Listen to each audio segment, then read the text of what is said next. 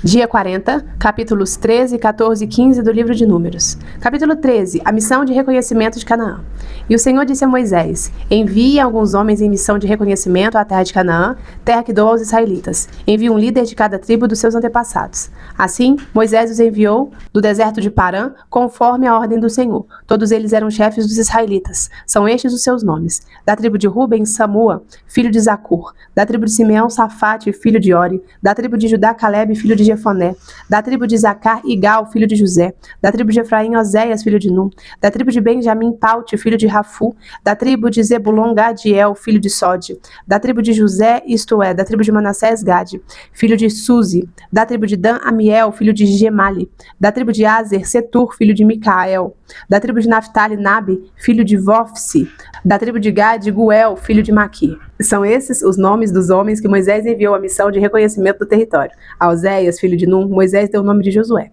Quando Moisés os enviou para observar em Canaã, disse: subam pelo Neguebe, prossigam até a região montanhosa. Vejam como é a terra e se o povo que vive lá é forte ou fraco, se são muitos ou poucos, se a terra em que habitam é boa ou ruim, se as cidades em que vivem são cidades sem muros ou fortificadas, se o solo é fértil ou pobre, se existe ali floresta ou não. Sejam corajosos, tragam alguns frutos da terra. Era a época do início da colheita das uvas. Eles subiram e observaram a terra desde o deserto de Zin até Reob, na direção de Lebo-Hamate. Subiram do Neguebe e chegaram a Hebron, onde viviam Aimã, Sesai e Talmai, descendentes de Enaque. Hebron havia sido construída 7 anos antes de Zoan, no Egito. Quando chegaram ao vale de Escol, cortaram o ramo do qual pendia um único cacho de uvas. 2 deles carregaram o cacho pendurado numa vara. Colheram também romãs e figos. Aquele lugar foi chamado de Vale Escol, por causa do cacho de uvas que os israelitas cortaram ali. Ao fim de 40 dias, eles voltaram da missão de reconhecimento daquela terra. O relatório da expedição. Eles então retornaram a Moisés e Arão e a toda a comunidade de Israel em Cádiz, no deserto de Parã, onde prestaram relatório a eles e a toda a comunidade de Israel, e lhes mostraram os frutos da terra, e deram o seguinte relatório a Moisés: entramos na terra a qual você nos enviou, onde mana leite e mel. Aqui estão alguns frutos dela.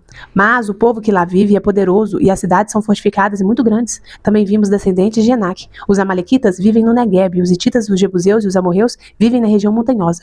Os cananeus vivem perto do mar e junto ao Jordão. Então Calebe fez o povo calar-se perante Moisés e disse: subamos e tomemos posse da terra. É certo que venceremos. Mas os homens que tinham ido com ele disseram: não podemos atacar aquele povo. É mais forte do que nós. E espalharam entre os israelitas um relatório negativo acerca daquela terra. Disseram: a terra para a qual fomos em missão de reconhecimento devora os que nela vivem. Todos os que vimos são de grande estatura. Vimos também os gigantes, os descendentes de Enaque, diante de quem parecemos gafanhotos, a nós e a eles. Capítulo 14, a revolta do povo. Naquela noite, toda a comunidade começou a chorar em alta voz. Todos os israelitas queixaram-se contra Moisés e contra Arão, e toda a comunidade lhes disse: quem dera tivéssemos morrido no Egito, ou neste deserto. Por que o Senhor está nos trazendo para esta terra, só para nos deixar cair à espada? Nossas mulheres e nossos filhos serão tomados como despojo de guerra. Não seria melhor voltar para o Egito? E disseram uns aos outros: escolheremos um chefe e voltaremos para o Egito. Então Moisés e Arão prostraram-se rosto em terra diante de toda a assembleia dos israelitas. Josué, filho de Num, e Calebe, filho de Jefoné, dentre os que haviam observado a terra, rasgaram as suas vestes e disseram a toda a comunidade dos israelitas: a terra que percorremos em missão de reconhecimento é excelente. Se o Senhor se agradar de nós, ele nos fará entrar nessa terra onde manam leite e mel, e a dará a nós. Somente não sejam rebeldes contra o Senhor e não tenham medo do povo da terra, porque nós os devoraremos como se fossem pão. A proteção deles se foi, mas o Senhor está conosco. Não tenham medo deles. Mas a comunidade toda falou em apedrejá-los. Então a glória do Senhor apareceu a todos os israelitas na tenda do encontro. E o Senhor disse a Moisés: até quando este povo me tratará com pouco caso? Até quando se recusará a crer em mim, apesar de todos os sinais que realizei entre eles? Eu os ferirei com praga e os destruirei, mas farei de você uma nação maior e mais forte do que eles. Moisés disse ao Senhor: então os egípcios ouvirão que pelo teu poder fizeste este povo sair dentre eles, e falarão disso aos habitantes dessa terra. Eles ouviram que tu, ó Senhor, estás com este povo, e que te vêm face a face, Senhor, e que a tua nuvem paira sobre eles, e que vais adiante deles numa coluna de nuvem de dia e numa coluna de fogo de noite. Se exterminares este povo, as nações que ouvirem falar do que fizeste dirão: o Senhor não conseguiu levar este povo à terra que lhes prometeu em juramento, por isso os matou no deserto. Mas agora, que a força do Senhor se manifeste, segundo prometeste. O Senhor é muito paciente e grande em fidelidade, e perdoa a iniquidade e a rebelião, se bem que não deixa o pecado sem punição, e castiga os filhos pela iniquidade dos pais, até a 3ª e 4ª geração. Segundo a tua grande fidelidade, perdoa a iniquidade deste povo, como a este povo tens perdoado, desde que saíram do Egito até agora. O Senhor respondeu: eu perdoei, conforme você pediu. No entanto, juro pela glória do Senhor que enche toda a terra, que nenhum dos que viram a minha glória e os sinais miraculosos que realizei no Egito e no deserto e me puseram à prova e me desobedeceram 10 vezes, nenhum deles chegará a ver a terra que prometi com juramento aos seus antepassados. Ninguém que me tratou com desprezo haverá. Mas como meu servo Caleb tem outro espírito e me segue com integridade, eu farei entrar na terra que foi observar, e seus descendentes a herdarão. Visto que os amalequitas e os cananeus habitam nos vales, amanhã dei meia volta e parto em direção ao deserto pelo caminho que vai para o Mar Vermelho. O castigo do povo. Disse mais o Senhor a Moisés e a Arão: até quando esta comunidade ímpia se queixará contra mim? Tenho ouvido as queixas desses israelitas murmuradores. Diga-lhes: juro pelo meu nome, declara o Senhor, que farei a vocês tudo o que pediram. Cairão neste deserto os cadáveres de todos vocês, de 20 anos para cima, que foram contados no recenseamento e que se queixaram contra mim. Nenhum de vocês entrará na terra que com mão levantada jurei dar-lhes para sua habitação, exceto Caleb, filho de Jefoné, e Josué, filho de Nun. Mas, quanto aos seus filhos, sobre os quais vocês disseram que seriam tomados como despojo de guerra, eu os farei entrar para desfrutarem a terra que vocês rejeitaram. Os cadáveres de vocês, porém, cairão neste deserto. Seus filhos serão pastores aqui durante 40 anos, sofrendo pela infidelidade de vocês, até que o último cadáver de vocês seja destruído no deserto. Durante 40 anos, vocês sofrerão a consequência dos seus pecados e experimentarão a minha rejeição. Cada ano corresponderá a cada um dos 40 dias em que vocês observaram a terra. Eu, o Senhor, falei, e certamente farei essas coisas a toda esta comunidade ímpia que conspirou contra mim. Encontrarão o seu fim neste deserto. Aqui morrerão. Os homens enviados por Moisés em missão de reconhecimento daquela terra voltaram e fizeram toda a comunidade queixar-se contra ele ao espalharem um relatório negativo. Esses homens responsáveis por espalhar o relatório negativo sobre a terra morreram subitamente de praga perante o Senhor. De todos os que foram observar a terra, somente Josué, filho de Nun, e Caleb, filho de Jefoné, sobreviveram. Quando Moisés transmitiu essas palavras a todos os israelitas, eles choraram amargamente. Na madrugada seguinte, subiram para o alto da região montanhosa e disseram: subiremos ao lugar que o Senhor prometeu, pois cometemos pecado. Moisés, porém, disse: por que vocês estão desobedecendo a ordem do Senhor? Isso não terá sucesso. Não subam, porque o Senhor não está com vocês. Vocês serão derrotados pelos inimigos, pois os amalequitas e os cananeus os enfrentarão ali e vocês cairão à espada. Visto que deixaram de seguir o Senhor, ele não estará com vocês. Apesar disso, eles subiram desafiadoramente ao alto da região montanhosa, mas nem Moisés nem a arca da aliança do Senhor saíram do acampamento. Então os amalequitas e os cananeus que lá viviam desceram, derrotaram-nos e os perseguiram até Ormã. Capítulo 15, ofertas suplementares. O Senhor disse a Moisés: diga o seguinte aos israelitas: quando entrarem na terra que lhes dou para a sua habitação e apresentarem ao Senhor uma oferta de bois ou de ovelhas preparadas no fogo como aroma agradável ao Senhor, seja holocausto, seja sacrifício para cumprir um voto, ou como oferta voluntária, ou como oferta relativa a uma festa, aquele que trouxer a sua oferta apresentará também ao Senhor uma oferta de cereal de um jarro, da melhor farinha amassada com 1 litro de óleo. Para cada cordeiro do holocausto ou do sacrifício, prepare 1 litro de vinho como oferta derramada. Para um carneiro, prepare uma oferta de cereal de 2 jarros da melhor farinha com 1 litro de óleo e 1 litro de vinho como oferta derramada. Apresente-a com aroma agradável ao Senhor. Quando algum de vocês preparar um novilho para o holocausto ou para sacrifício, para cumprir voto especial ou como oferta de comunhão ao Senhor, traga com o novilho uma oferta de cereal de 3 jarros da melhor farinha amassada com meio galão de óleo. Traga também meio galão de vinho para a oferta derramada. Será uma oferta preparada no fogo de aroma agradável ao Senhor. Cada novilho, o carneiro, o cordeiro, o cabrito deverá ser preparado dessa maneira. Façam isso para cada animal, para tantos quantos vocês prepararem. Todo o que for natural da terra deverá proceder dessa maneira, quando trouxer uma oferta preparada no fogo de aroma agradável ao Senhor. E se um estrangeiro que vive entre vocês ou entre os descendentes de vocês apresentar uma oferta preparada no fogo de aroma agradável ao Senhor, deverá fazer o mesmo.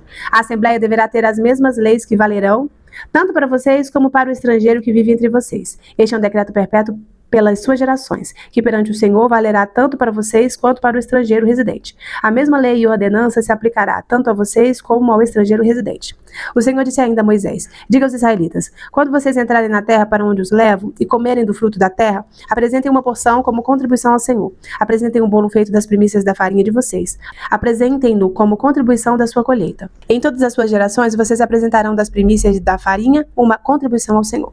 Ofertas pelos pecados involuntários. Mas se vocês pecarem e deixarem de cumprir todos esses mandamentos, tudo que o Senhor lhes ordenou por meio de Moisés, desde o dia em que o ordenou e para todas as suas gerações, e se isso for feito sem intenção e não for do conhecimento da comunidade, toda a comunidade terá que oferecer um novilho para o holocausto, de aroma agradável ao Senhor. Também apresentarão com sua oferta de cereal uma oferta derramada, conforme as prescrições, e um bode como oferta pelo pecado. O sacerdote fará a propiciação por toda a comunidade de Israel, e eles serão perdoados, pois o seu pecado pecado não foi intencional. E eles trouxeram ao Senhor uma oferta preparada no fogo e uma oferta pelo pecado. A comunidade de Israel toda e os estrangeiros residentes entre eles serão perdoados, porque todo o povo esteve envolvido num pecado involuntário. Se, contudo, apenas uma pessoa pecar sem intenção, ela terá que trazer uma cabra de 1 ano como oferta pelo pecado. O sacerdote fará propiciação pela pessoa que pecar, cometendo uma falta involuntária perante o Senhor, e ela será perdoada. Somente uma lei haverá para todo aquele que pecar sem intenção, seja ele israelita de nascimento, seja estrangeiro residente. Mas todo aquele que pecar com atitude desafiadora, seja natural da terra, seja estrangeiro residente, insulta o Senhor e será eliminado do meio do seu povo. Por ter desprezado a palavra do Senhor e quebrado os seus mandamentos, terá que ser eliminado. Sua culpa estará sobre ele. O castigo pela transgressão do sábado. Certo dia, quando os israelitas estavam no deserto, encontraram um homem recolhendo lenha no dia do sábado. Aqueles que o encontraram recolhendo lenha levaram-no a Moisés, a Arão e a toda a comunidade, que o prenderam porque não sabiam o que deveria ser feito com ele. Então o Senhor disse a Moisés: o homem terá que ser executado. Toda a comunidade o apedrejará fora do acampamento. Assim, toda a comunidade o levou para fora do acampamento e o apedrejou até a morte, conforme o Senhor tinha ordenado a Moisés. As borlas das roupas. O Senhor disse a Moisés: diga o seguinte aos israelitas: façam borlas nas extremidades das suas roupas e ponham um cordão azul em cada uma delas. Façam isso por todas as suas gerações. Quando virem essas borlas, vocês se lembrarão de todos os mandamentos do Senhor para que lhes obedeçam e não se prostituam, nem sigam as inclinações do seu coração e dos seus olhos. Assim vocês se lembrarão de obedecer a todos os meus mandamentos. E para o seu Deus, vocês serão um povo consagrado. Eu sou o Senhor, o seu Deus, que os trouxe do Egito para ser o Deus de vocês. Eu sou o Senhor, o seu Deus.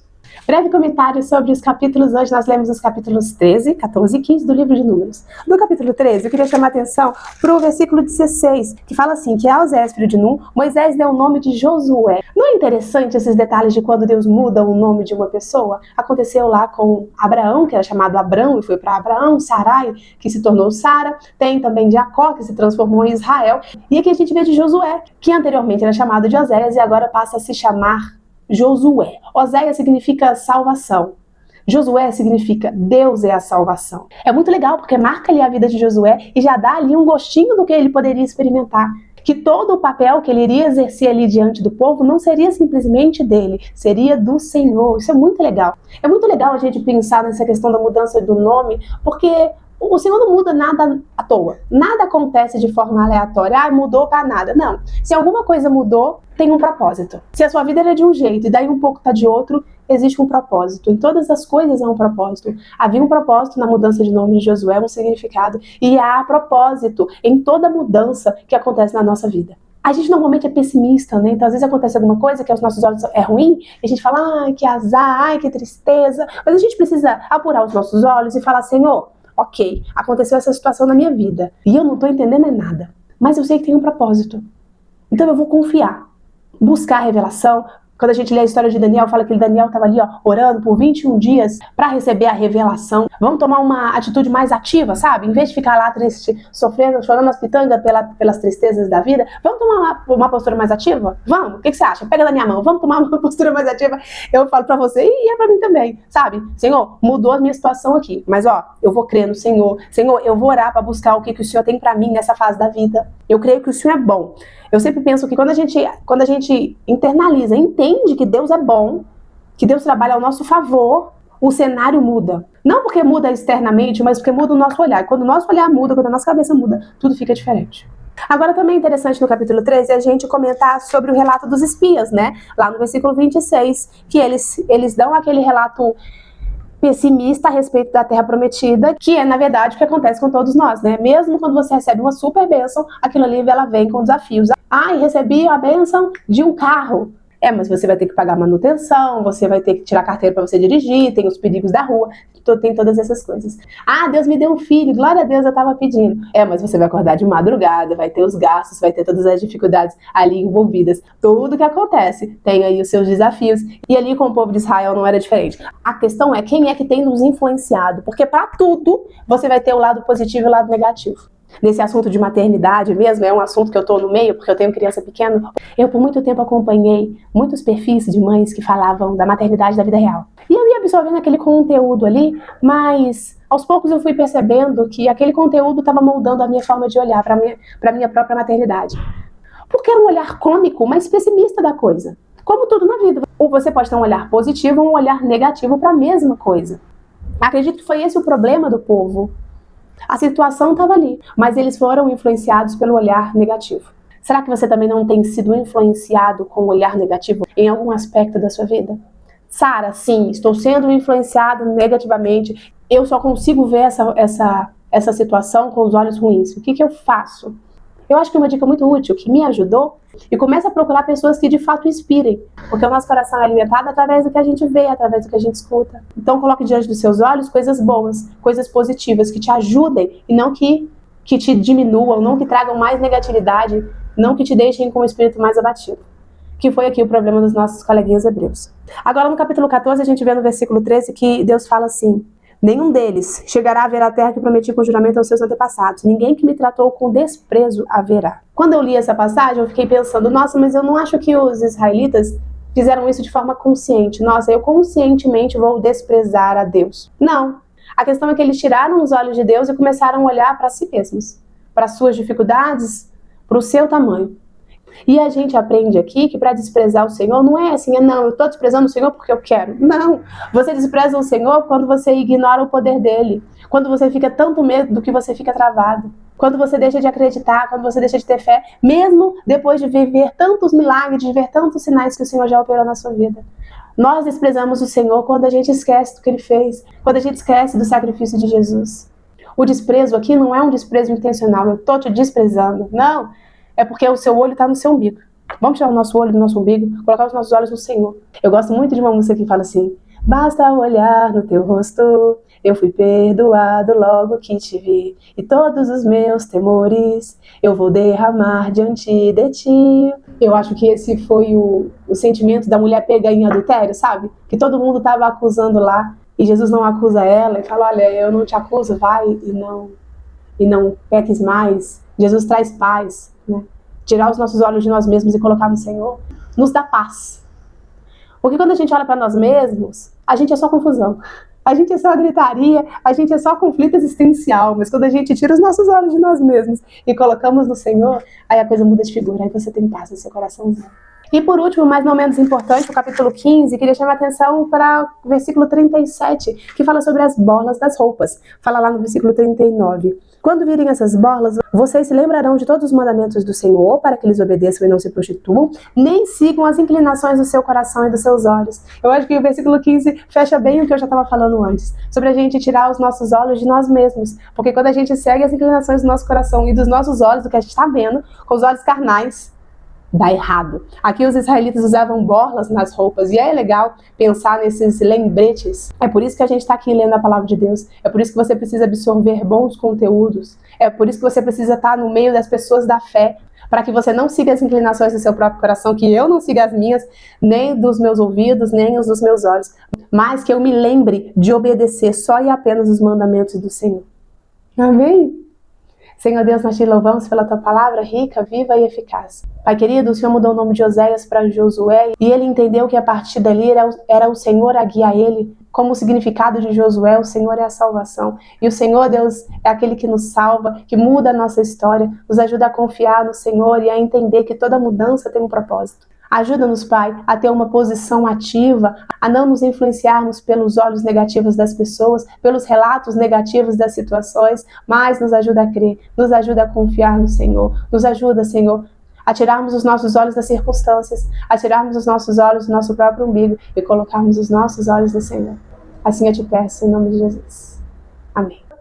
Amém. Se você ficou aqui até o final, dá aquela curtida que abençoa. Coloca aí nos comentários um íconezinho para eu saber que você ficou até o final. E a gente se vê amanhã com a graça de Deus.